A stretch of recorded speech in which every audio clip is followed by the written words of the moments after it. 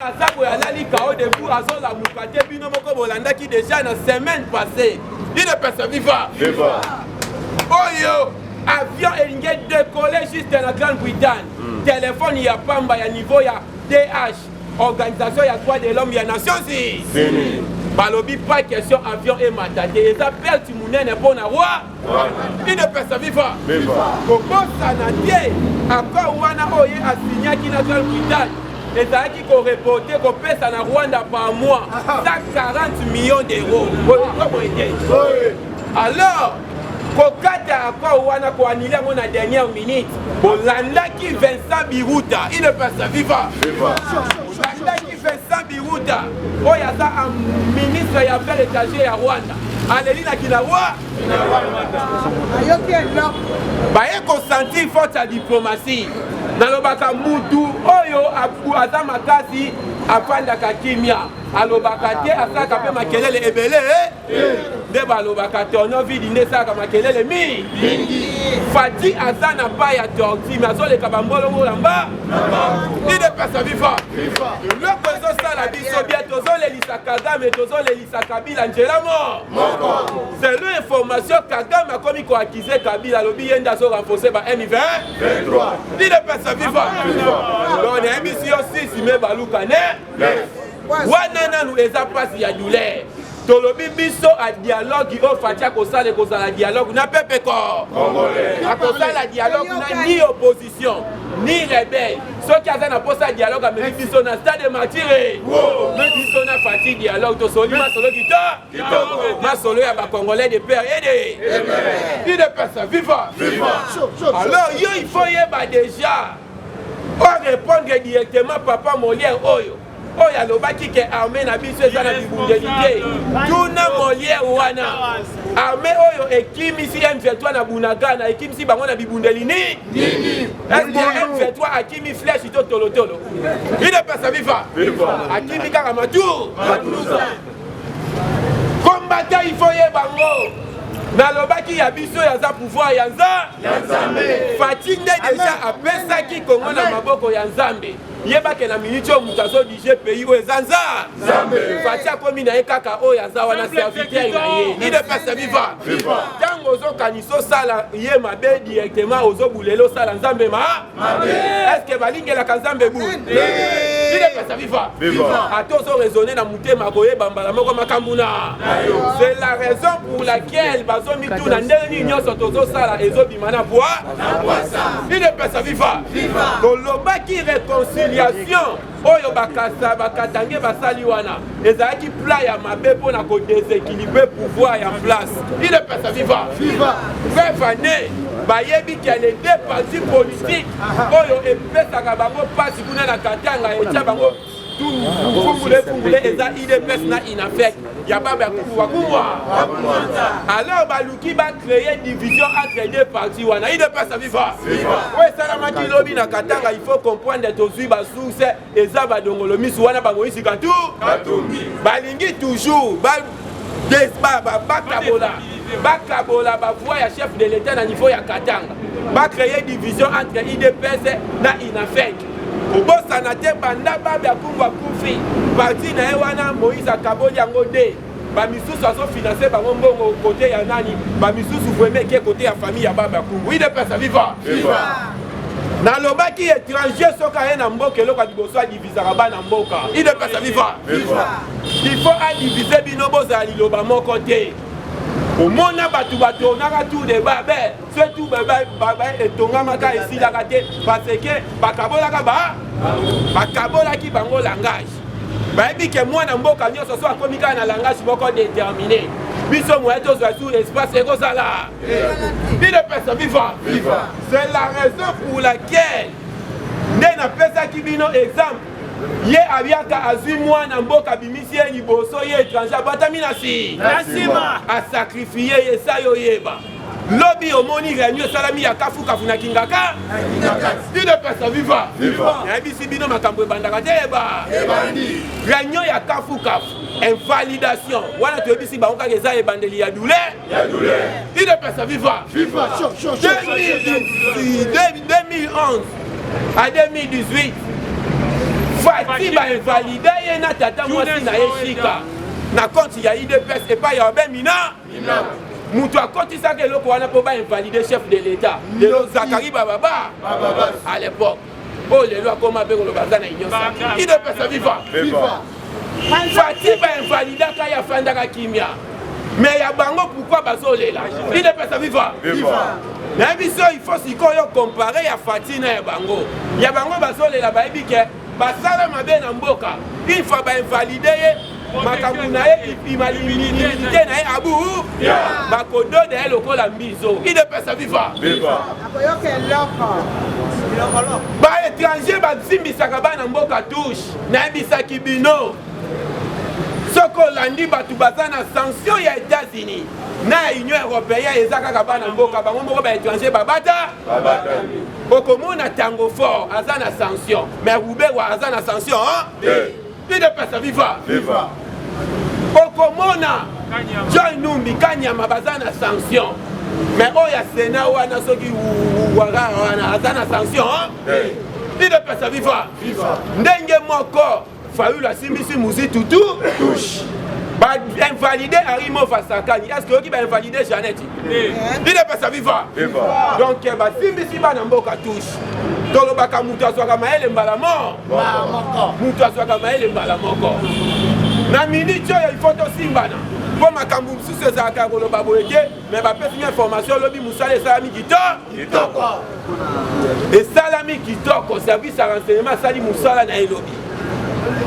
bakangi bango en gros IDPS viva oyebi service ya renseignement soki akangi alingaka te abimisa bato bakangi potango mutu moko otala ye ayebi ye akopakata mba il faut babomba ye quelque part ye nde mutu akoloba bazalaki ko IDPS viva yango mosala esalamaki lobi nde tolobaki bakotaki ebele heureusement toza na président moko ya so de mouton na oyo etali diplomatie IDPS viva nayebisaka bino accord oyo Kagame asinye na station ekoleka te Fati ake kuna yebisi ye pake azosible yo te azosible zone industrielle na biso ya Maluku IDPS viva parce que Fati a créé ma zone spéciale économie soki bozoyeba te ya biso na Kinshasa eza na Maluku ya ba est ezali bomonaki usine ya raffinerie basali yango na Sud Kivu mosusu bazosala ya coltan na Nord Kivu na Lubumbashi bauti inauguré avant-hier usine ezosala ba câble na ba tuyau ya mine IDPS viva alors tango recepte ipende organe président ya Turquie ayaki awo tosignaki baaccord parmi baaccord tosignaki accord moko tosignaki il faut basala biso industrie ya armée IDPS viva alors industrie ya armement principalement il faut basala ngo ingaisa na malu IDPS viva Kagame alingi infiltrer industrie ya armement akita na Congo Brazzaville précisément na sud ya Congo Brazzaville ekangami na malu na ndambo ya Congo central nde ba infiltrer biso na bateni soki boyebaka te ya failli Fatia so bokonzi nde teni bakoma osala yango na ITS Africa daya ye mo mpe basaleli ye yango ya misu akolata yango le 30 IDPS viva parce que tokomi na virage ya sour awa tozwi makambo na maboko zala na yo kimia tolobaki biso mbangu te mbangu mpe tokokanga bango ya bloc dossier ya Vital Kamerhe ezalaki lobi bakata me bapusi yango le 21 oyo ya kafuku tozela eza ya ye te oyo tozela eza ya François Beya obi ya François Beya basekre mosusu ekobima awa misusu bakoluka bakatisa Brazzaville nana atiki mapa IDPS viva me koyokela bango mawa te munguna na yo aza kaka munguna na merci combattant IDPS viva Fatima awa tozokotisa oyo tobengi Abdula tokota encourager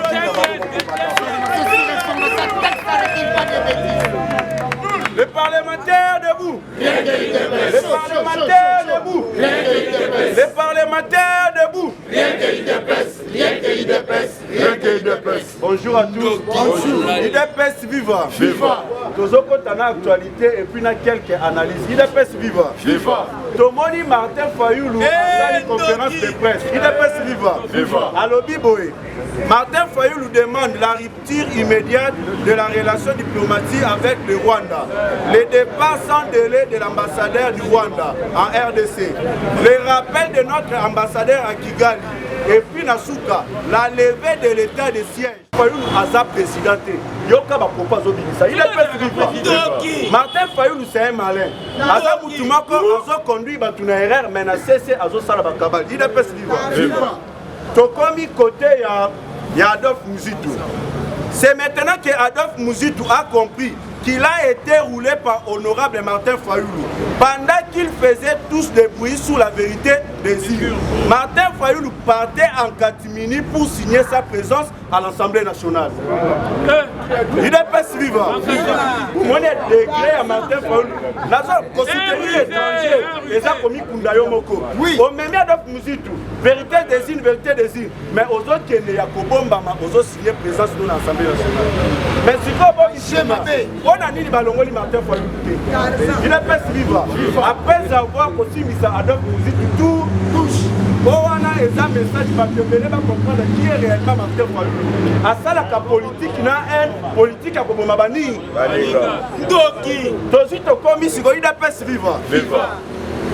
Il dénonce la violation du régime. Il dénonce la violation du règlement intérieur de l'Assemblée nationale.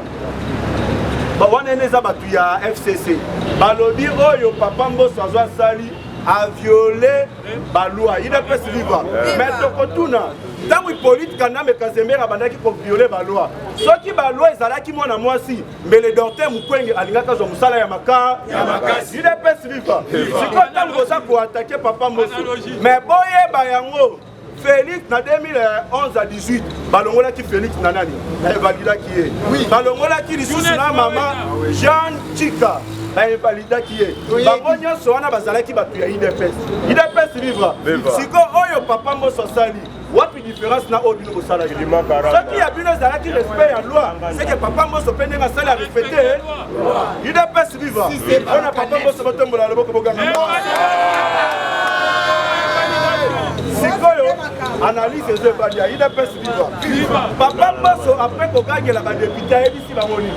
Alors, Ebele a député va la livrer la justice. Parce que Ebele parmi nous, Bazaba chef, il y a un groupe rebelle. Mais si vous avez Mituna, est-ce que le député ou Papa Mbosso a invalidé? Et ça, vous avez financé la Batuna. On a dit que c'est un élément. Tant que Papa Mbosso a lobby et puis va invalider. Mais vous se rappelez, nous allons créer un climat de sécurité. Il a pas suivi. On a 5 députés à FCC va invalider. Est-ce que ça va monter au Papa Mbosso va pour moi, il faut se comprendre. Il n'est pas suivi. Le premier est situé au Kotoyo. Des sources militaires informent qu'une liste comportant des noms de certains animateurs des institutions, députés, sénateurs, complices du groupe rebelle qui sème la terreur et la désolation sur le sol congolais, est transmis au chef de l'État lors de la dernière réunion du Conseil de la Défense. Il est pas suivant. Liste, il y a des députés. Il y a des sénateurs, Oyo Bazako financier, rebelle na Est, et Zala qui transmis dans ma boko ya chef de l'État lors il y a conseil de la défense. Il est pas vivant. Chef de l'État a joué ça dans le na bango nyoso. Si koyo bazo luka, il faut ba livrer bango na justice. Il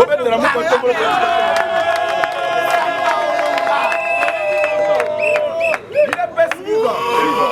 Grâce à la vigilance, il y a peuple congolais. Cette fois-ci, peuple est comme ici, agent, il y a renseignement. Il est pas vivant. À niveau de Kingabo, il est pas vivant. Grâce à la vigilance de la population, un monsieur soupçonné d'être membre de M23 qui faisait une saisie dans un bar bakangi dans la police. Il est pèse vivant. Population suspectée que oh il y a des collaborateurs là-bas M23.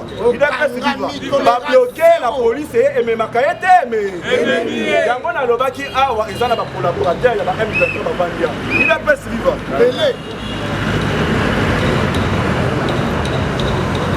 Alors qu'il se préparait à lancer un assaut sur le village de Kisangani, un réseau de Rwandais vient d'être démantelé et des armes découvertes grâce à la vigilance de la population de Kisangani. Comment des peuples à Télémi? Cette fois-ci, le peuple a mis une makamuna maboko. Ce qui a moni Rwandais a bloqué à qui est dans la police. Bon, il va être là dans le bilan maboko.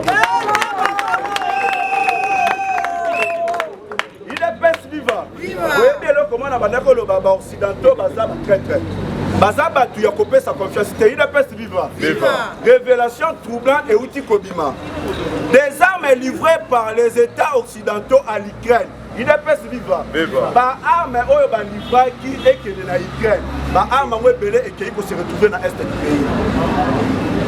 Il est peste vivant. Des armes livrées par les occidentaux à l'Ukraine se retrouve dans les mains des milices à l'est de la République démocratique du Congo et en Syrie. On a fait ça le 1er juin. Ce qu'on a armé, on est comme kuna ndengeni. Bomoni nzambe kazana fachi beton.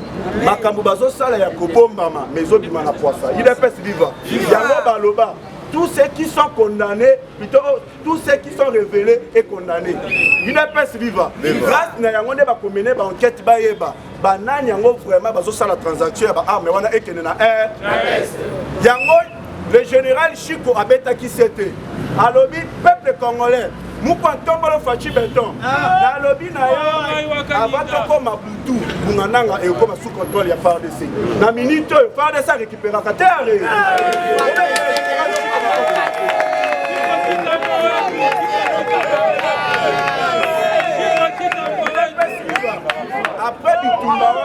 Après Bitumbawana et Kozaki mort, il y a un Moura, il est pas vivant. Moura wana zo kufi atiki moi si na très jeune na moi na soyo qui de 5 ans à 6 ans. Il est pas vivant. Une minute de silence pour notre guerrier. Merci beaucoup. Il est pas vivant. À niveau ya Beni, les FARDC annoncent avoir neutralisé 9 terroristes ADF dans la localité de Bilimani. Il est peste vivant. Ces terroristes ADF sont responsables des massacres qui ont ôté la vie à 4 civils. La minute bakamaka bangote baka. Donc c'est l'état de siège mabou. Et puis pour la cochité, il est peste vivant. Ba peste vivant information ba lobby. Na Sokoma na université mako ezalaka wana. Ezana ba Rwandais ba bombama ebele. Bango kobima na bango ezalaka na butu. Bo mituna sikoyo pona nini ba bomba mikuna pona nini ba bimaka na butu. Boye ba sikoyo te ba crime ebele zo sala ma République démocratique du Congo na butu. Eza ba Rwandais o bazana katia. Il est peste vivant. Le président de la République ba pesier liste. Il y a tous les généraux rwandais. Ezana maboko na ye. Il est peste vivant. Na mikolezo ya bokomo ebele ba kobanda kongima. Pour votre information, ebele mususu bazui ba kimi. Il est peste vivant. Et puis bazui batu bautaki na niveau ya Burundi bao bazalaki na est du pays plus de 207 o bazongisi bango na Burundi tosi sana makambu na biso e bongo totala bino sima il est peste vivant ko mettre na moko tongolo fati beto nanga e petit na chikia to mona bino viva combattant pesa biso vivelonga il de paix c'est viva viva Atiba combattant et combattante bonjour combattant ouais ezali bazali de paix oui ndenge toyaka chaque tongo totindaka mutu te akende kosala oyo tobengi des ordres oui combattant ye moko azali polité mpona état de droit mpona démocratie vrai ou faux tokopesa bandeko oyo baye boyo kansango lokola spectacle bandeko bakangaki même rebelle na Kingabwa tokotuna yo est-ce que bazalaki ba combattant à IDPS baoyo bakangaki ba Rwandais oyo tobengi na gas na côté ya Kitambo bazali ba combattant à IDPS biso tozali ba Congolais boyebete soki ozali osala complot na ba rebelle oyo na ba Rwandais bisika na yo biliaki yo bikoki parce que biso na ba Rwandais relation tokati yango boye te combattant combattant de lutte eloko ezosepelisa ngai parce que Fati a kotikala jamais ko échouer na mission na été parce que Fati a outi kati na biso azali civil oyo biso na bino toyebi na sepelaka mokolo ya yambo oyo Fati akotisaka conseil de sécurité azopesa bango oyo tobengi tactique oyo tobengi armée moto aposaka ye question ezalaka oyo tobengi tango fort alobi yo ozali civil outi na kati ya civil mais notion militaire oyo ozopesa biso oyebeli yango ozolapele bino bacombattant Tshisekedi wa Mulumba boyebe ete atika oyo tobengi mama na livre na ndako yango nalobaka ebele bazowelela bozala baprésident bozowelela bozala baprésident boyebe ete batata na bino babunda mpe bouta bozwa notion bozwa yango wapi botala Kabila mutu akita na parachute par rapport ya accident na mboka oyo botala badesordre amemela biso force commune ya Maluku amemela biso baforce commune yaya otika mukwa ntombolo oyo tobengaka Fati Beton akama mboka lolenge ndenge azokambela ebele Fati alobaki oyo état de siège tomone quand même na baassociation oyo tobengi ya lucha filimbi batelemela yango yaya soki ozosala yango lokola bavanti nakoyebisa yo multiplier oyo tobengi stratégie sur le terrain zala lisu likolo ya nini le nazoloba barepresente ya lucha filimbi bazali awa bayaki mpo na nini eloko ye kofrene bango awa par rapport ya tension récupérer rwandais bayaki awa na préparation ya bamarche po ete baluka moyena batelemela loi électorale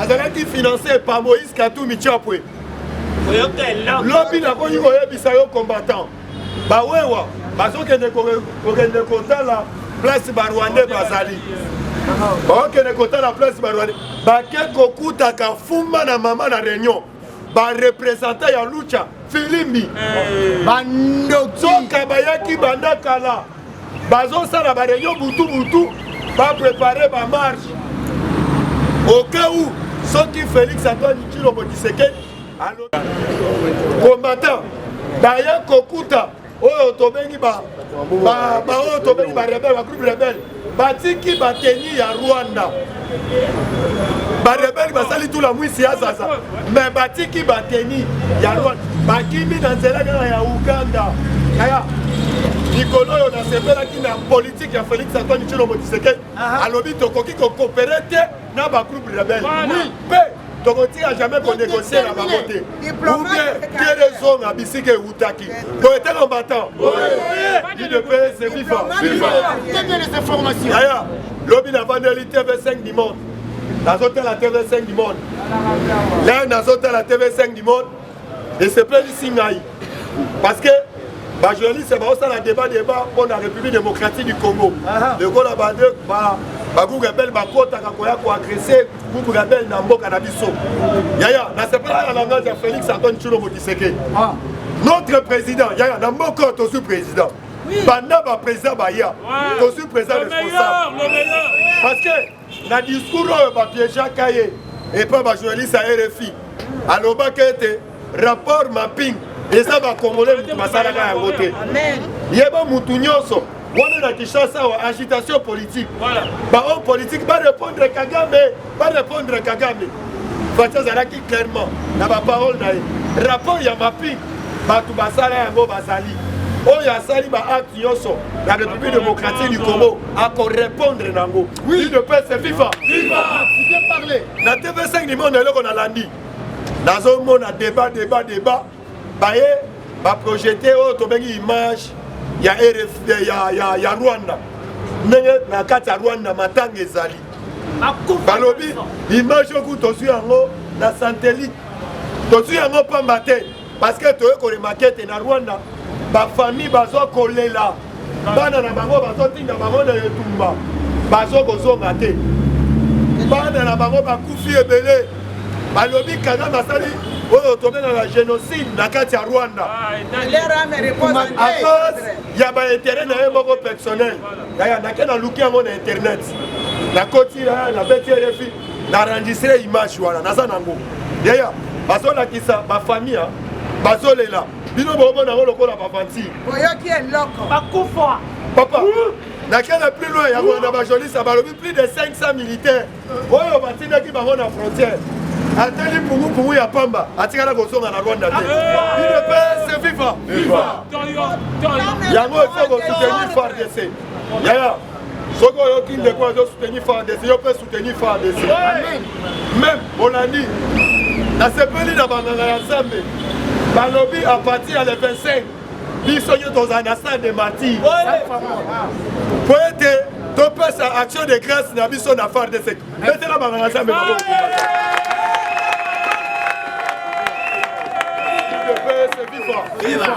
UDPS FIFA pesa biso vivelonga UDPS FIFA banganga ya Nzambe balobi biso na bakongole okende totika FARDC na maboko ya Nzambe amen bomonaki lobi tobelelaki mpo na bamusicien nayoki te basango te basango te papa banda FARDC azali kobunda tokosana te tosala hypocrisie te est-ce que oyoki shole ambongo abimi asali message yaya bakolakisa bino ete bandeko wana bazali na haine na motema na bango soki olandi shole yango mais so ezalaki malambo loi électorale oyo totelema mpo tobunda mpo na peuple c'est la toute la première fois banda monde ebanda sango bapesi ye chip azoloba ete na régime wana balagaka nga jip bapesa ngai te basi babakisele su jip na régime wana ya kala azwi susu jip wana azali koenseigner biso nini ayeli comme na kati évangile UDPS FIFA il fallait kosoutenir oyo tobengi banganga Nzambe ya solosolo lokola oyo tobengaka papa na biso Deniles oyo derutaki lelo azongi na bosolo oyo tobengi Mukuna oyo tobengi voici l'homme oyo tobengi Kankenza yaya banganga Nzambe bazali ebele UDPS FIFA combattant de lutte awa nazoyebisa bino Félix Antoine Tshilombo Tshisekedi lelo bato baye kocomprendre ete état de siège ezalaki oyo tobengi na matière stratégique mpona kosilisa bagroupe rebelle lobi na lani déclaration oyo tobengi ya Donald Trump oyo azali koakize famille Clinton oyo bango mutu bakreaki baproblème na république démocratique UDPS viva bomba na beta na tuta na panza nyonso wana combattant ezowuta na famille Clinton baoyo bakrea nalandi débat wana ezali entre Donald Trump na Hillary Clinton bazosala débat ayebisi bango boye bozoganga boza riche ezali mbongo ya salite ezali mbongo ya makila bozoboma peuple congolais bobino bozala kokopande ete baoyo baarmaka même Paul Kagame ezalaki oyo tobengi famille Clinton yango biso bakongolais tokoyebisa bango boyeba kona mutu ezali sacré kolinga koboma mutu te ata obomi mutu okimi wapi sukasuka yo moko mikuta okomi kizengi okomi koyambula makila mutu ezalaka sacré yaya tozala na mawa bakongolais toluka tosoutenir oyo azali mwana ya mboka tala d'abord Martin Fayulu Martin Fayulu na longole na bato ayeside tobande koyebisa bino bozali bato ya bombe politique babande koboya biso liboso bazalaki lisanga na MLC accompagne véritable Lungwe bazwi drapeau MLC babwaki dede toyebisi bango Mozitu akompane mutu wana azalaka traite. Oui. Akimi était. Lelo batali Mozitu azongi na nzela. Balongoli drapeau Mozitu basali nini? Lelo batieli na drapeau moko. Drapeau wana bakosundula ngo na balabala. Ekokoma ba talk show na bandako na biso. UDPS viva. Viva. Yango nakoyebisa yo de pere de mer. Tala yo moko discours of Fayulu asali. Balongola état de siège. Pour l'intérêt à banane. Yaya, Amibeta Gatolo, Azali président élu. Soi-disant président élu. Aux enseignes été balongola état de siège. Alors, on y a comme état de siège, à cause de Chukumouchi en terre. La président Olivier Azokota.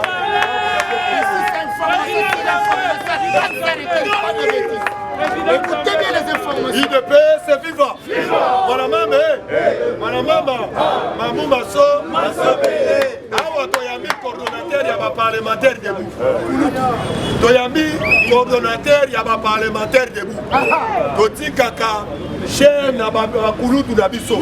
Yaya, to encourager to mettre na ba maboko.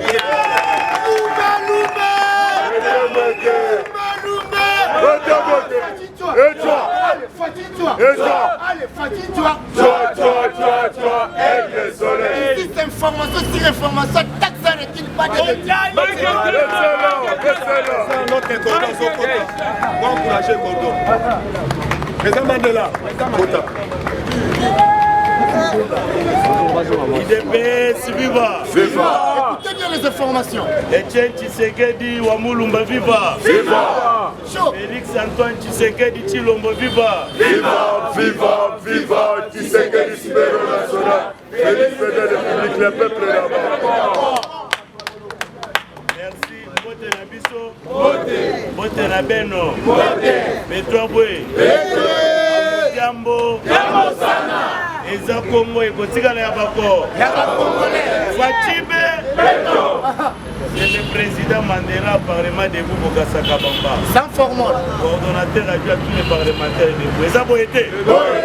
Et l'autre c'est Beli, Toya Kota la Bilo Nelo. Eza boyete. Boyebi makambo ezoleka na mboka na biso. Ya liboso, omoni lobby vers 19h. Ba M23 basali déclaration officielle. Ba lobby bazwa kise secrétaire général à IDPS Okise Kabuya. Ba lobby ke ye akomi kotinda ba combattant na ye bataka ka ba Rwandais na ba résidence na bango. Eza makambo ya luku.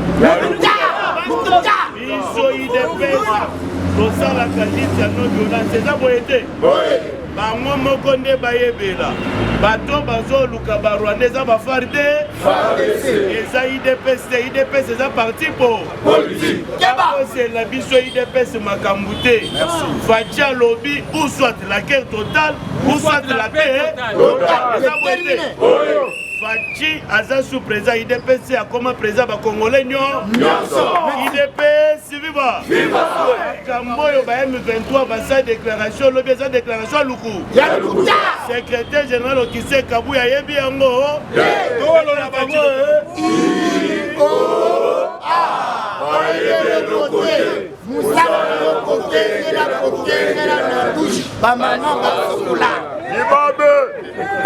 Merci, IDPS viva. Na moment oyo nazo profiter pour nous lancer message na ba conseil soit chef de l'État. Ba conseil chef de l'État Bokeba. Oui. Na moment exacté pour me la chef de l'État n'importe qui. Parce que toza na moment moko tozo benga pour de mort. Oui. Entre la vie ou là. Bon mais la chef de l'État na n'importe qui te. Parce que na minute oyo ba Rwandais bazana kanda ko sakana. Au moni lobby Union européenne basali déclaration. Ba lobby que non bazo senga na ba M23 ba déposer ba armes ba bimape na ba secteur bango baza occupé na RDC. Non, il faut bien comprendre que diplomatie Fatia sali a bêti diplomatie aliko. Fatia a présenté ba M23 comme ba terroriste. Si ko Rwanda ndazo soutenir ba terroriste ba Rwandais. Fachi, ça veut dire qu'ils ont présenté Kagame Netite. Terroriste. Si les États-Unis d'Amérique, bino na monde va bundisa kabate, ba terroriste. Kagame c'est terroriste. Dans le niveau de diplomatie, Fachi. Fachi m'a beaucoup bête.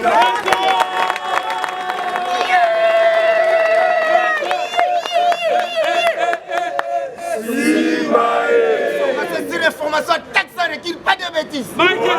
IDPS, viva. Batu bazali comment on a Fachi à voyager, bakansi Fachi à salama seki. Donc on est Fachi à autre. Professeur Bimakana RDC mena Ghana. Okobima président de la République. Même entourage nayo bako trahir yo, mais bakolonga yo te parce que si mami na loboko ya. Kamere azalaki na entourage ya Félix azalaki te. François Béazaki na entourage ya Félix Tshisekedi azalaki te. Ça veut dire pouvoir na biso eza pouvoir euti pa yanza. Tolobi boy na minute oyo makambo élection batu babosala. Parce que na minute mboka na biso eza créé par Rwanda. Mbongo nyonso il faut kota, il faut que na ba farde. Makambo élection tokoya kolobela même après 40 ans. Eza boyete. Parce que article 7 de la Constitution eza boyete. Article 70 de la Constitution est clair. Le président de la République reste en fonction jusqu'à la nouvelle installation du nouveau président. C'était prévu l'élection seulement en 2016. Est-ce que tu sais qu'il y a 2016? Tu as dit que ça en 2000 combien? Bango besoin de 2 ans. Ceux qui sont tous 40 ans, c'est bien les informations. IDPS, viva. On a les lots, Nasuki. Merci. Il faut mettre là.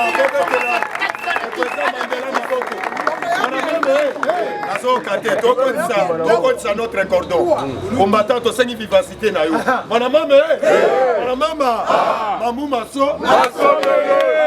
Notre cordon président. Pour encourager président. Viva! IDPS, viva! Viva! Etienne Tshisekedi wa Mulumba, viva! Viva! Tshisekedi Sidéro National, Félix le peuple. Excellent! Oya wa pambate, de encourager l'équipe ezaliao. Bako bana musala. IDPS, viva! Viva! Boyete. Monique mwana mobali soki abotami. Il faut encore à une maturité, à l'obinga IP nazali capable pour canisi donc on a dit que vous avez pas dit à solo.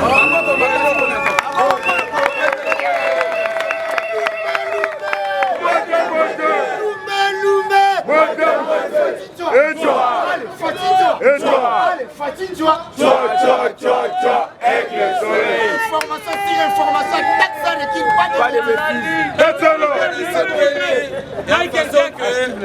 Bondimi kobo ya bantu valeur kobo kende ba valeur mwana IDPS azalaka mwana oyo ba manipulaka batu nyonso te c'est ça parce bitumba tozana ngo na Kongo e bandia wana kati soit disant ba pa ya muzuko tozana ba wana kati awa nde bakolo bitumba wana bakoteli biso na IDPS o bo finga ba konzi na bino bo sala boye ba monike ba kokite ba bimi ba ko financer ba Rwanda na ba M23 China bango ba China kende na dialogue biso est-ce que bon dimi dialogue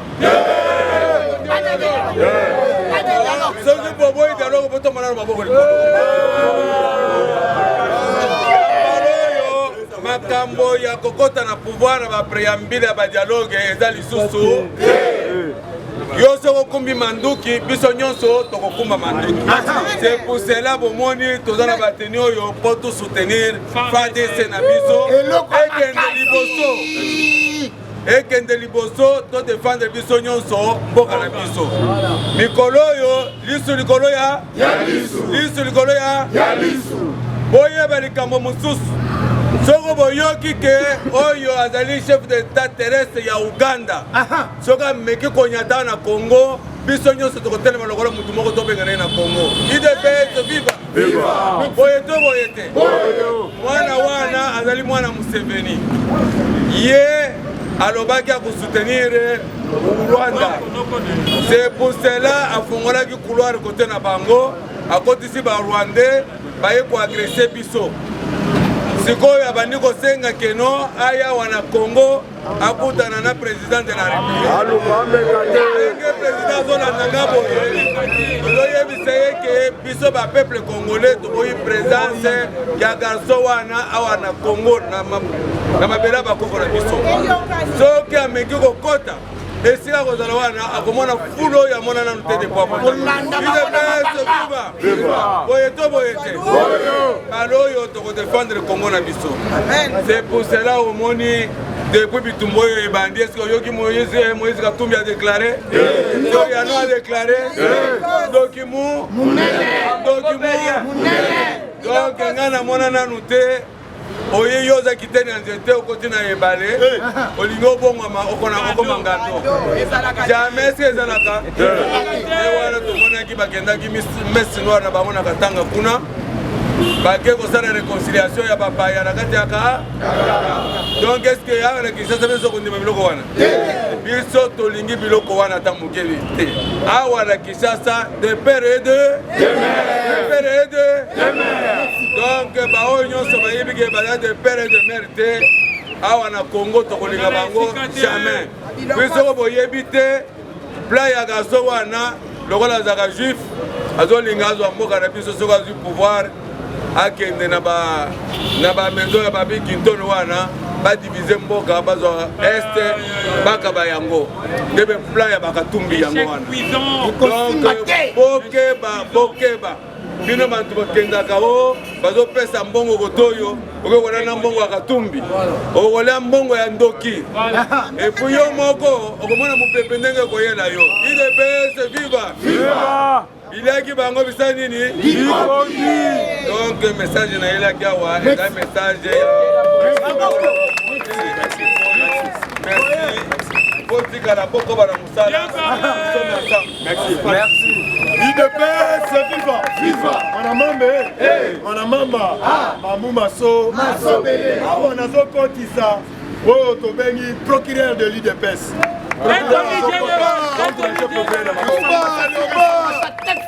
Pas de bêtises. IDPS viva Matazala Likolo IDPS viva Toloba makasi IDPS viva Tolobi boye il faut boye que rien ne sera comme avant parce que na moment tokoloba eza moment moko ya makasi oyo balanga politique nyonso baza na volonté il faut bazala derrière le président de la République. Amen. Quel que soit tu es de né, tu es Muluba, oza Mouswahili, oza né Congo, oza Moujabandou, nous tous, maman na biso aza obeko. Et par là vous devriez savoir, même dans nos appartenances politiques, tu es de l'INT, tu es de l'IDPS et tout consort, au moment où le pays est agressé, au moment où une partie de l'étendue en Bokanabis, aux incursions militaires, rwandais, ougandais, nous sommes tous derrière le commandant suprême pour lui accompagner enfin de remettre la paix à l'est du pays. IDPS viva.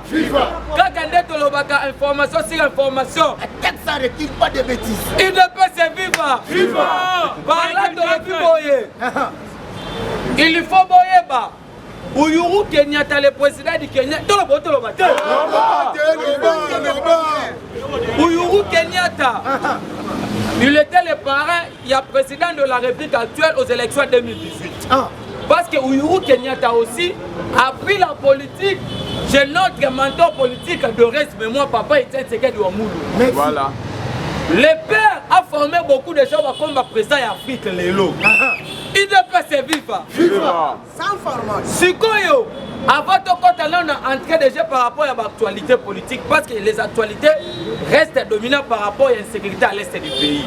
Mais nous sommes censés aujourd'hui, il y a une minute, en commençant par notre adjudant Sylvain Ilunga. Oh, il y a aussi combien de francs, l'arme à la main pour défendre la partie. Et puis le deuxième, un lieutenant Kapungulu aussi, qui a perdu sa vie pour défendre l'intégrité territoriale de notre pays. C'est pour cela qu'il faut que moi une minute, ça va te donner la même information. IDPS viva. Viva. Chaud, chaud, chaud. Yango siko tolobi boye. Uhuru Kenyatta, le président du Kenya, a continué processus à makambo salamaki na Nairobi, na mikolo tikalaki tomonaki mais c'est le président de la République. Qu'est-ce qui se passe dans les pays membres État d'Afrique de l'Est? On avait donné des scriptures pour écarter l'Ouganda et puis le Rwanda. Parce que ce dimanche ici, quelques autorités, il y a 7 pays, les autorités militaires, il faut pas coûter une réunion à Nairobi pour décanter la piste et continuer maintenant une force régionale au niveau de l'Est pour la communauté contre la sécurité. Mais le président de la République a continué un désaccord avec le président Uhuru Kenyatta. Rwanda na Ouganda na pays État d'Afrique de l'Est. IDPS c'est viva. Le chef de l'État a tapé la main sur la table pour dire que niet. Parce qu'au moment où nous sommes en train de parler, c'est le Rwanda et puis l'Ouganda. On va agresser le M23 aussi en particulier comme étant un mouvement terroriste. C'est pour cela que vous avez vu Claude Ibalanki chargé à suivre un mécanisme d'accord 4 qui a dit Abeba, à l'objet la paix ne se négocie pas. Nous n'allons pas négocier avec les terroristes. IDPS c'est viva. Viva. Chaud, chaud, chaud, chaud, chaud. Sikoyo, nous avons demandé à la représentation nationale, nos députés, parce qu'il y a un président de la République, on demande qu'on puisse ériger un mur entre nous et puis les Rwandais et puis l'Ouganda. Comme les en Afrique d'ici de le Botswana, Mozambique et le Botswana, pour éviter l'insécurité. C'est pour cela, après le compte rendu, il y a le Conseil national de défense de Salamaki, dans quelques exercices, on a jamais pu s'y perturber. Le chef de l'État va faire un discours solennel. Il dépasse viva. Viva. Merci. De décréter la guerre contre le Rwanda. Parce qu'au moment où nous sommes en train de parler, on vient déjà d'armer notre armée. Mais ça va contexte belleté. Mais moi je me suis toujours posé des questions. Kabila n'avait pas la volonté de diriger ces pays. Oui. Kabila n'a pas laissé même des chars de combat au niveau armé. Même des hélicoptères de chasse. Il ne peut se vivre. Mais vous allez voir aujourd'hui les gens en train de vous dire que Kabila a Bunagana. Alors dans quelques heures, il ne peut se vivre. Alors la cité frontalière de Bunagana et qu'on soit dans le peuple congolais puis à commandant suprême. A où tu peux que ça la déclaration naïe. Il ne peut se vivre. Pas de bêtises. Le général Chico vient de corriger le ministre Patrick Mouyaya. Le médiocre ministre. Il a prouvé son incompétence notoire, sa médiocrité sur la place publique. Parce qu'actuellement, nous avons un déficit communicationnel au sein du gouvernement et puis un déficit communicationnel au niveau de la présidence de la République. Chapeauté par Patrick Mouyaya. C'est juste une qualification. On ne sait pas la communication gouvernementale. Parce que c'est le gouvernement qui est censé diriger le pays au quotidien. Il y a une confusion totale. Non, le président de la République engage le pays d'une manière officielle. Mais c'est le gouvernement qui dirige le pays au quotidien. Le chef de l'État n'a pas un programme. Le chef de l'État a la vision comme un programme, mais pas le Premier ministre défini à l'Assemblée nationale. Il y a un parlement et ça émanation du gouvernement. À chaque fois qu'il y a des déficits au niveau social, au niveau économique, c'est aux députés d'interpeller le ministre au sein du gouvernement. Ça n'a rien à voir avec le chef de l'État. Il ne peut se vivre.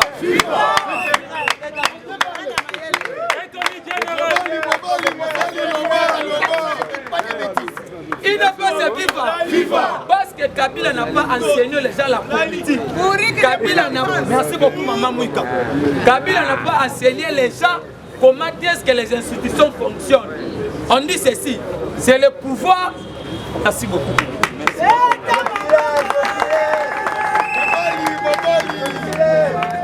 Il ne peut se vivre. On dit ceci, c'est le pouvoir qui arrête le pouvoir. Même quand Batoba avait signé des contrats avec le Rwanda, nakochite nango mpona pesa mwa nuance. Le chef d'État ne signe pas le contrat. Il y avait un représentant rwandais et puis un représentant congolais. Par la présence du ministre Amine, le ministre Amédée et puis le premier ministre. IDPS est vivant. Donc, si le pays ne fonctionne, ou soit le pays sont contents de la bien, c'est aux députés d'interpeller le gouvernement parce que c'est le premier ministre qui avait présenté son programme au sein du Parlement. IDPS est vivant. Sikoyo, Bokoyoka déclaration.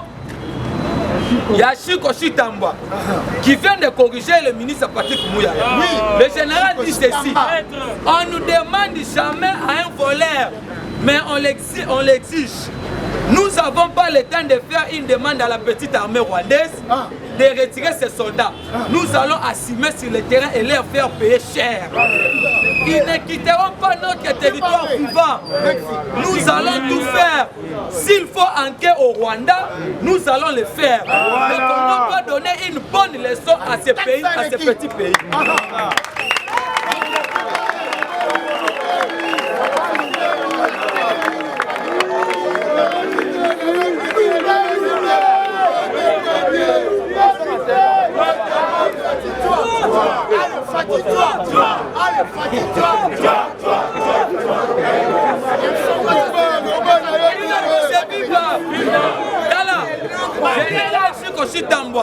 Ce n'est pas pour y aller le président de la République comme ça que le commandant adjoint à Makambota les cadres républicains. Général.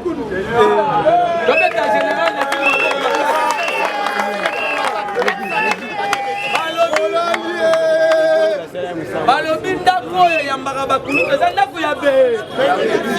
que nous sommes déjà bénis politiquement. Voilà. Il y a un autre qui parlement nouvelle génération, information sur information. Attaque ça il ne peut se vivre. Le général Chiko dit ceci: on nous demande jamais à un voleur. Un voleur c'est le roi depuis l'Ouganda. Oui. Par l'entremise à Kagame maintenant Museveni. Mais on les exige. Nous n'avons pas le temps de faire une demande à la petite armée rwandaise et ougandaise de retirer ses soldats. Nous allons s'assumer sur le terrain et leur faire payer cher. Ils ne quitteront pas notre territoire vivant. Nous allons tout faire. S'il faut entrer au Rwanda, nous allons le faire. Voilà. Le Congo doit donner une bonne leçon à ces petits pays rwandais et l'Ouganda. On parlera de la diplomatie après. Pour le moment, on doit apprendre à l'armée rwandaise comment respecter la souveraineté de l'État.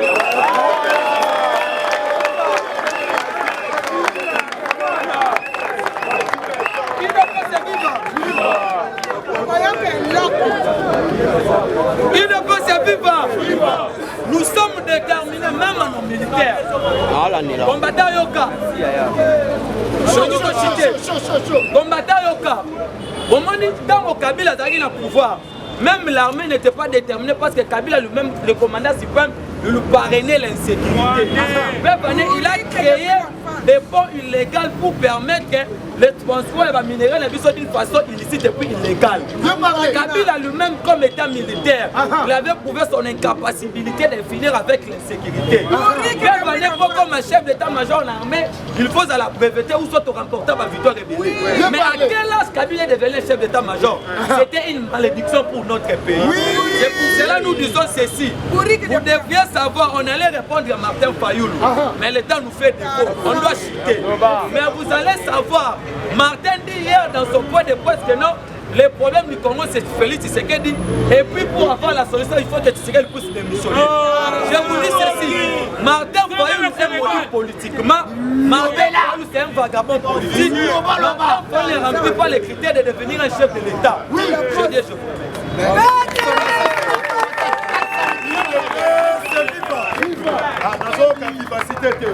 toyami oyo tobengi papa na biso abengaka koko na biso bana mike oya kodiemela toyoka bango batieli oyo tozobimisa toyibi yango baformation ndambu yango esali bato bazala bagénie awa idps viva Fatima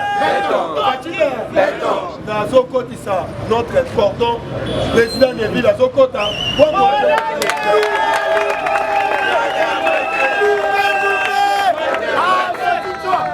Allez, fatigue-toi.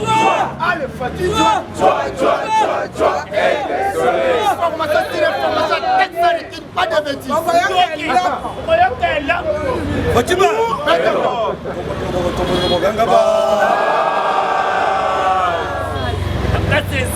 Chers combattants, bonjour. Bonjour. Et Sengote. Nasepeli na tongo ya lelo parce que naye kotala bandeko na ngai ba combattant oyo tokunda na bango depuis kala. Libetele d'abord moboko.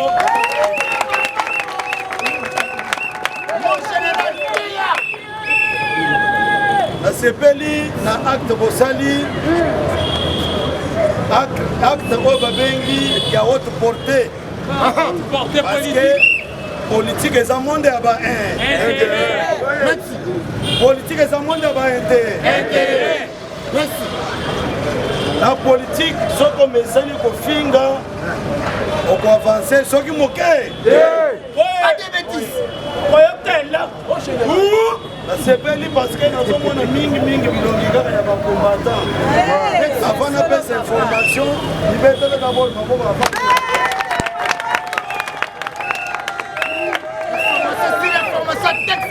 pas de bêtises. Combattant, aïe pour nous encourager bino, aïe pour que nous mettre paix, moi libanga, na œuvre oyo bobandi, il n'y a pas longtemps. Parce que le phénomène parlement debout, les ali phénomène oyo moko konde tient a créé ya. Amen. Amen. Papa na biso babanda ko combattre biso Tshisekedi ayebisaka bango botika. Bana oyo nde bako sauver pa parti. Mais l'autre sauver en côté. Le sauver. Lelo Félix a comme chef de l'État. Chef de l'État. À cause ya pas parlementaire debout. Mon général Deya. Chers combattants na CPLI ndenge na moni ba jeunes gens baza ba collègues, ça ba na bikete, ce sont nos collègues. Vous allez kopesa bino respect. Amusala bozali kosala. Ceux qui ont besoin de kosala.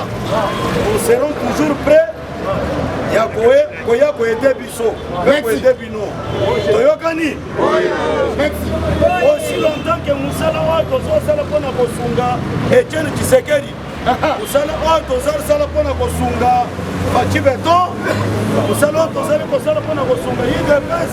Esengeli tozala bomo. Tozala bomoko sima ya bakonzi ya mboka. Tozala bomoko sima ya bakambi ya parti na biso ide. Écoutez bien les informations. Tozala d'abord sima ya bato oyo bazali kokamba biso. Merci. Parce que ndako oyo ezanga conducteur eza ndako ya koku na ndako na yo boza na conducteur oyo babengi papa mikolo nyonso ozofinga ye seke oza maleki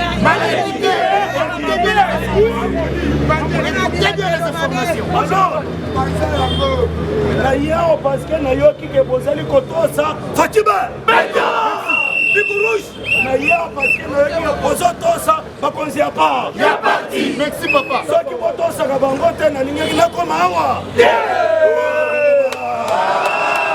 Ici c'est information sur information. Ça ne dit pas de bêtises. Information bouquet après notre ticket là-bas. Collègue. Ma collègue. Ma chinois. Merci. Félicitations. Merci papa. Sois le beau courage.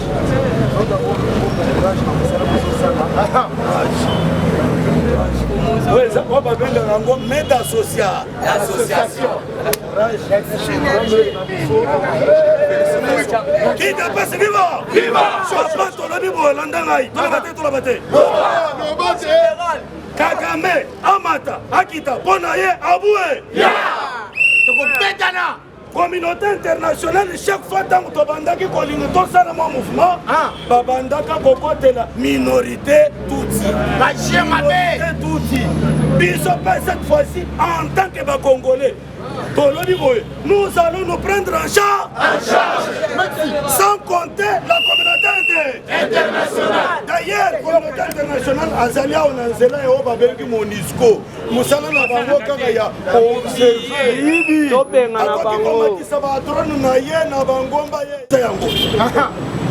barwande tina kati assemblée nationale barwande tina sénat barwande tina cour constitutionnelle barwande na DG barwande na DGI barwande na baservice nyonso ya mboka yebisanga na chef combattant mboka inekende liboso ndenge mon général wana bomoni chef combattant régime ya Faci Beton ezali régime eye kopesa mutu na mutu identité na ye soki oza moyibi okozalaka moyibi soki oza asase okozalaka asase yango wana bomoni oyo bazalaka infiltre na arme na biso bango nyonso babandi kobima na poisa Faci Beton toza na bino chef combattant bitumba oyo bozoyoka ezali bitumba oyo bainflige biso pour que lokola Kabila le père oyo mutu munene ke son homme représente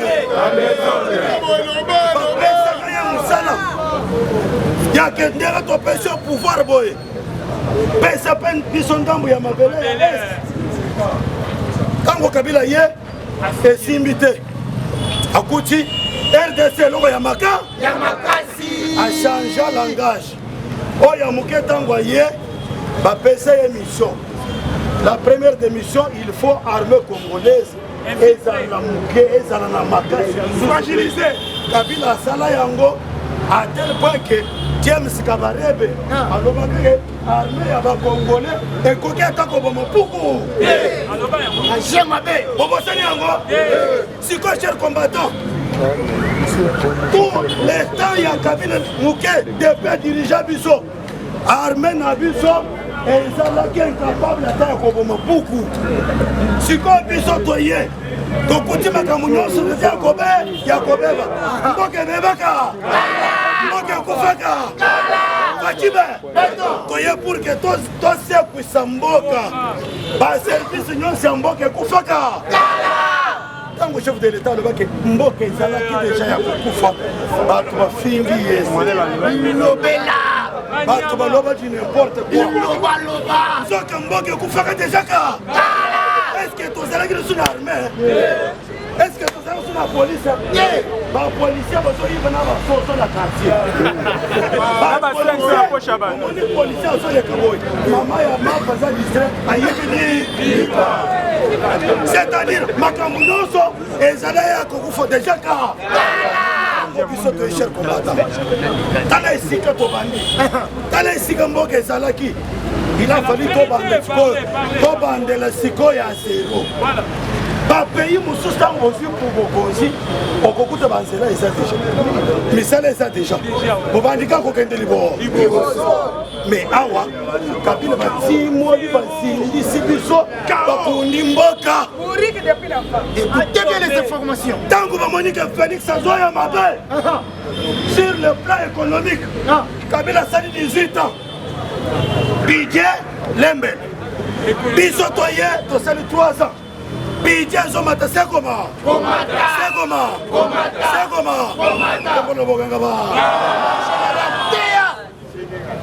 Kabila tali biso tosali 18 ans eloko moko te ige fo bozomona oyo ige fo eza yakala ezalaki epesi ya résonance na bango biso toyembe très cher collègue to revaloriser makambo nyonso ndenge nayebisaka bino olie tokuta mboka esika moko bo pour que tomatisanga na moko développement tobandeli lisusu fondation tobandi d'abord kozwa mabanga kozipa mabulu sikoyo tozipi yango ntango tozipa yango koto oyo Kagame atali amoniki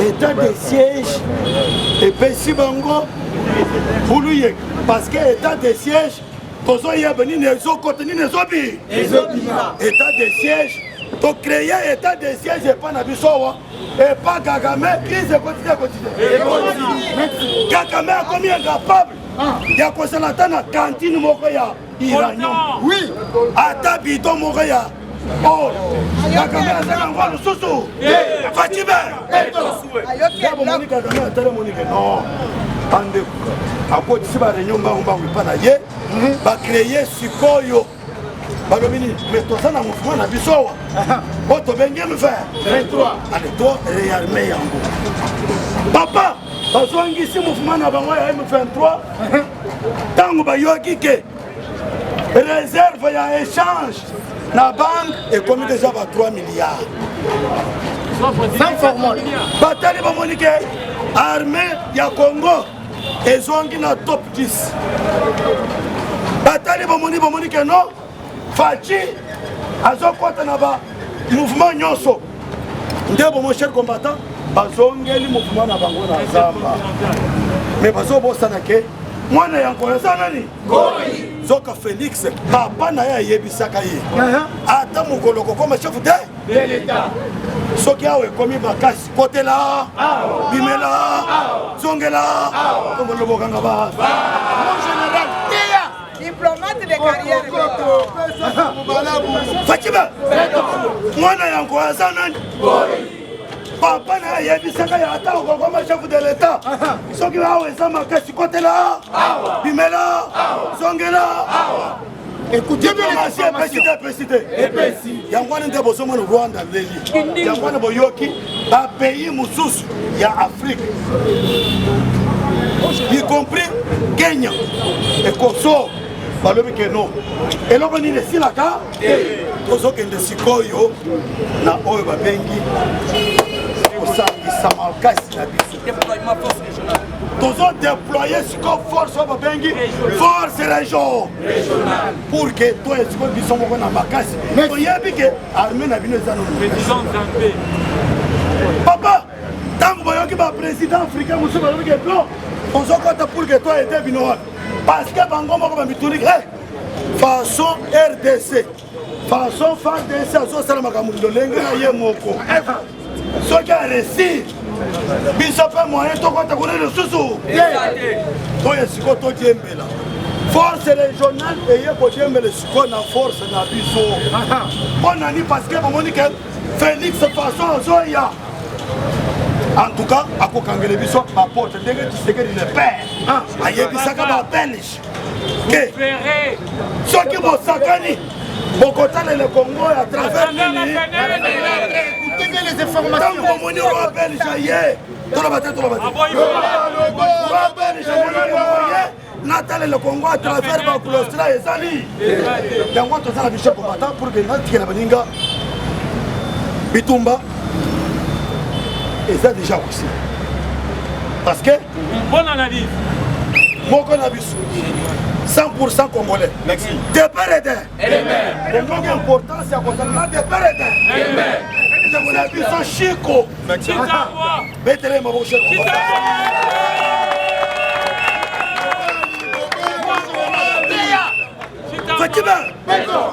Fati c'est un bon sélectionneur sans formol un bon entraîneur donc le sélectionneur na bino tozana ye bino te o zambola voilà Fati c'est un bon sélectionneur mais même un sélectionneur ne tient léopard au voilà l'autre kina bakana bakabo bazo chabiso kina Soudan na Soudan esika mboka mo bimbazaka na maya bazo chabiso kombo bokanga ba mon général tous les chers combattants na coaching Fati atali le gola tala cette fois-ci il faut tous abattre de père et de mère ceux qui t'ont dit que bato oyo kuna tango bakoloba munoko bango bakoyoka ngo bakobanda koinfiltre biso cette fois-ci tous abaluba pe bakende ko tango mulu bazo avancer azola mutut alukileko mkwena le mameko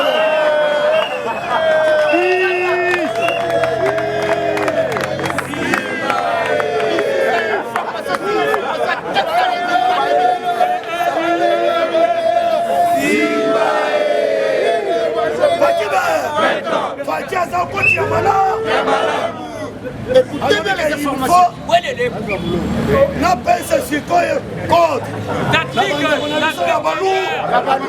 tactique changete imana mwaba wele le kuda bolu atukile kuda baka chibingu mucha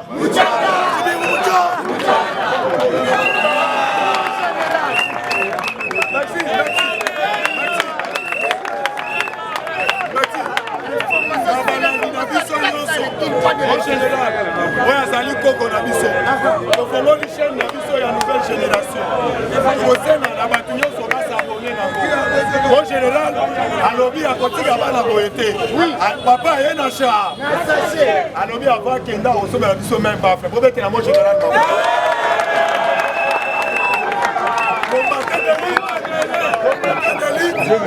Combattant d'élite, on a les lots, on est au Soukao. Tu peux savoir avant goût, tu peux savoir président chinois. Mais il y a un bandanabiso lobby na Tongo. Président chinois sont complètement encouragés. China! Il doit viva! Viva! Ayoki Oyo président à l'oubi. À souscrire. Amen. Général Assou. Assou. Merci beaucoup. Merci. IDPS viva! Viva! Balobaka ndako eyambaka bapa ya ezali ndako ya ese. Mais Tobanda, ça fait déjà un mois. Bakonzi lelo bayebe. Bakonzi baye yo slogan ya parti ozoyeba te. Oza mutu ndengeni. IDPS viva! Viva! On a viva la musique. Mais ça c'est quoi un mois souvent? Puisque tous les accords diplomatiques, les protocoles d'accord entre Rwanda, Ouganda ont été suspendus. Alors, on c'est la ligne pour encourager Bisso. IDPS viva! IDPS viva! IDPS viva! Viva! Qui c'est que ici Péro national, Félix, président de la République. Bonjour. Bonjour Jesus. Ebwenge. Losako. Continue à quatre actualités politiques. Fatime. Zongisa Fatime. Mouamaïbe. Moukishibe. Yaya Fatih très dangereux. Nabisa Kibino.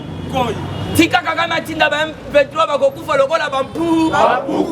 Bakufiebe. Minito Yomona Namona, tout la mousse Yaza. Amata Teni, bombe, grenade, Bokisango, FRDC Balogotande. Nasa Sabino.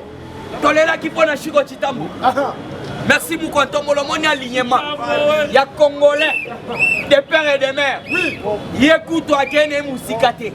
Stratégique à Yamouké.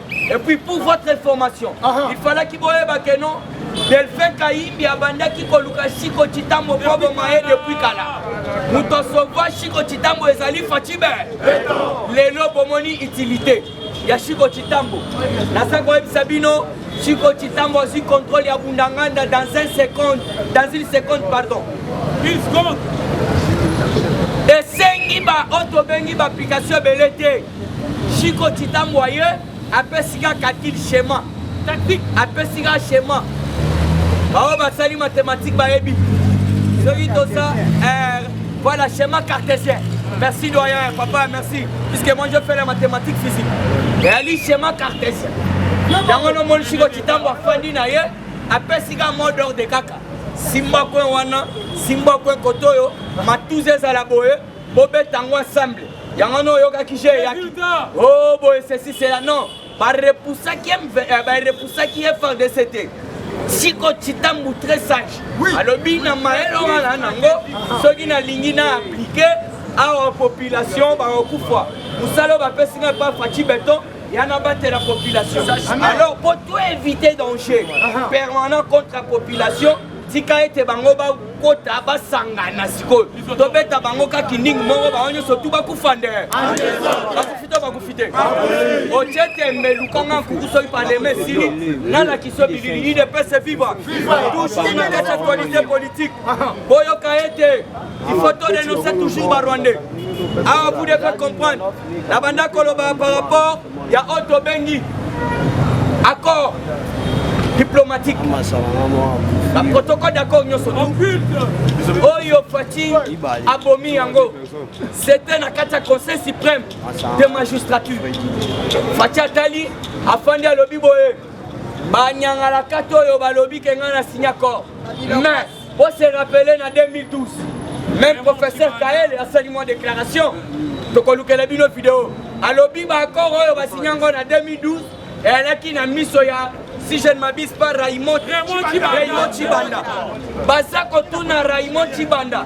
Accord ya ndengo yo ba Rwandais bakota na kati ya Congo. Bakota même na armée Raymond Chibanda ondimi ko signé yango Raymond Chibanda andimi babandeli lisusu pour la deuxième fois Raymond Chibanda accord oyo ondimi ko signé yango Raymond Chibanda andimi et puis pour la troisième fois baye ko talisa ye mabe accord wana mais baye ko yebise ozo signé yango yandimi na yango boyokaki M23 et bandaki quoi qui c'est gouvernement ya Félix Antoine Tshisekedi Tshilombo et ça quoi qui c'est par rapport à ni et ali pour respecter accord oyo ba signaki accord ezalaki ni accord ezalaki ya tozo ba maimai ba M23 tokotisa bango na armée oyo lelo fatia linga soko na armée l'IDPS viva puisque le pouvoir c'est l'armée tandis que nous avons encore plusieurs généraux au sein de notre armée. Donc ça de l'autre côté. Merci na Fati Beto pour comprendre déjà. Na milito denga tshiko chitam. Donc on sait un peu parce que les biso John Numbipe bachae. Bote combattant. Baye ba kamati otobengi Edi Kapen. Puisque Edi Kapen mutoye biye très bien. Basali ba katange bo ba ko sabiso ke Kabila sali katange. Mais bande ko na biso à est. Alors on a comme nos policiers parole de nous condamnons les actes de barbarie. Oyo bandeko ya Chinafek, bandeko ya Kingu, ba jeune ya parti ya Kingu, bakendaki ko agresser IDPS. Alors yalaki na Lubumbashi, to ça ko condamner ba acte wana. Toujours na kati actualité politique. Assemblée nationale, Jeannette Kanambe Aleli. Anna Katupura, IDPS viva. Par rapport, IDPS viva. Par rapport, il y a invalidation, il y a Otobengi, député. Oyo Babanda qui peut participer. Mais la Bible est très claire. La Bible nous dit ceci. Celui qui ne travaille pas ne mange pas. Mais comment ça fait-il que Mofa, Asala Ramusala, mais Aliaka? Comment ça fait-il que Oyo Tobengi, Muzito, Ange Mouchebekwa, Basala Kate, Obe Minap, Basala Kate, Bazwara salaire na bango. Mais Oyo Kisiko Papa Mboso, Papa Mboso très intelligent. Asa déterminé, il peut le dire à Mobali. Ce qui bolandi intervention na Otobengi Molière, Ndeko Molière, irresponsable. Ndeko Molière, Papa Mboso a ébicié. Molière, Ndeko, Yebake. Molière, Bala Cambodgienne. Moi, si je suis Cambodgienne, je suis étranger. IDPS vivant. Yoka. Molière a ébissé Papa Mboso. À part que la présidente de l'Assemblée nationale, Nazali Pe Mobali. Nakobanga yote, puisque Nazali Pe Mobali. Nayango Moni. Bozo Eloko avant de chiter, merci président, merci. Respect toujours de l'air. Assemblée nationale de la République démocratique du Congo.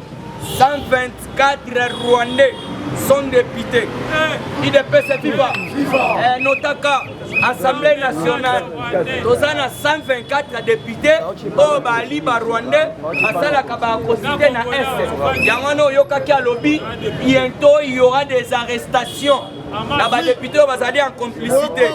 Yokali Soussou, la DGDA, nous avons 850 agents rwandais. La DGDA, IDPS viva. Bozo ya bonote ngonge sali muke. La DGDA, 850 agents rwandais. Yoka. Tolérance,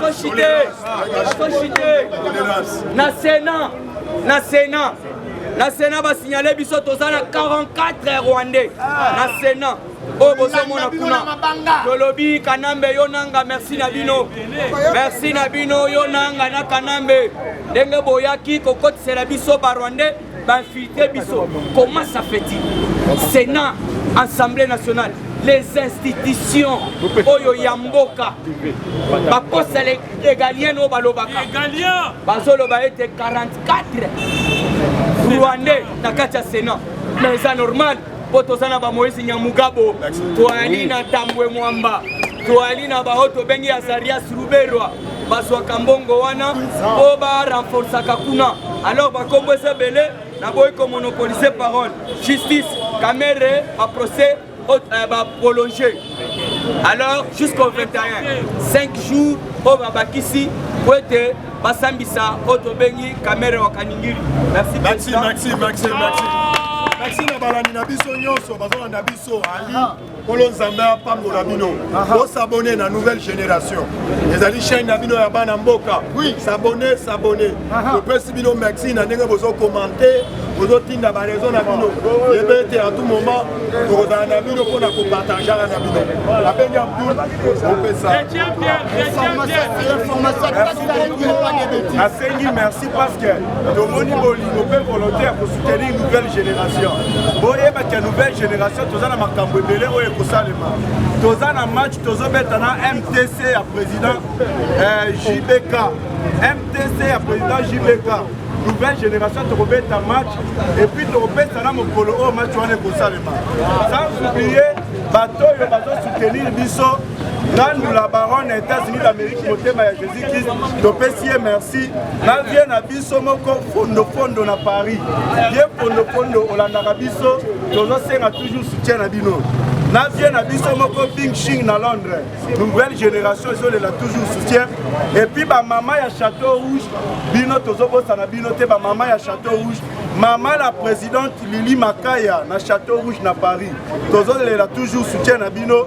Na maman Suzy na Château Rouge soutient toujours pour la nouvelle génération.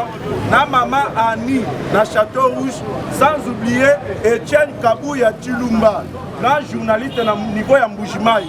Oyo chaque temps va faire place mais pour la nouvelle génération. Na vient na biso moko Patrick Moulaboula na France. Nouvelle génération ya ngoyo oyo ezosala musala kitoko selon ba norme pe eza ko respecter hiérarchie ya parti na bosalité vient na biso moko Godo kwa Chibala topesi merci na États-Unis d'Amérique na ndenga soutenaki biso na bafle et puis na chaîne na biso nouvelle génération tosengi bo s'abonner abondamment na chaîne na biso nouvelle génération et puis na groupe na biso WhatsApp ya nouvelle génération numéro na nga yango yo 243 89 60 77 556 89 60 77 556. Merci, je vous remercie. Merci Nabino Nyonso Balani Nabiso la nouvelle génération. Vraiment tosenga na bino bo s'abonner massivement premièrement na chaîne. Toza wana pona ko servir bino. Tolobaki bitumba déjà to gagner yango. Awa état de siège, kuna état de la famine. Bino mo bomoni, nous c'est venu à l'Eli lelo à lobi na ba population ougandais tiala o bozo mona ezanga iteza ancien président. Alors to leli sabango bongo biso tozo ko bana musala oyo. Merci na ba oyo bazo soutenir initiative oyo. Kolo Nzamba zana bino sans oublier mon vieux nanga il est cantonnier ça depuis Angleterre. Vieux Landry Foudissa na France Nzamba zana bino to kutani lobinde ba news isu ya bazangile. Merci Ming Balabino surtout na bande kolala Congo central. Donc na Congo central bo benga kinga yi chaîne na biso ya ngolo. Bo s'abonner bino nyonso na Congo central comme na Kipese, Manueka, Bisimwini, Luisi, Nidinga. Bo s'abonner la chaîne na biso nouvelle génération. En tout cas la chaîne Mora ba chaîne. Yo mo nouvelle génération ba chaîne na ba chaîne. To ba ki apakazate. Soko yo to tiki na place. On ko ba desert to ko lili. Ya ko to se play na ba cameraman na biso. On ba 6000 nouvelle génération. Ba cameraman ya sa Congo, ba Afrika, ba cameraman. Eden donc ça s'appelle il y a trois ba jeunes oyo ba so kamba. Nouvelle génération na cameraman na niveau ya cameraman. Ba Bou Adora, ba jeune ba Claudison. Donc la chaîne va so kamba nouvelle génération na cameraman ba cameraman. Et ko te di maman na biso nyonso. Ba o bazali Anikila Poto, ba o bazali l'information madame Bogo Koyoka. La moto c'est que le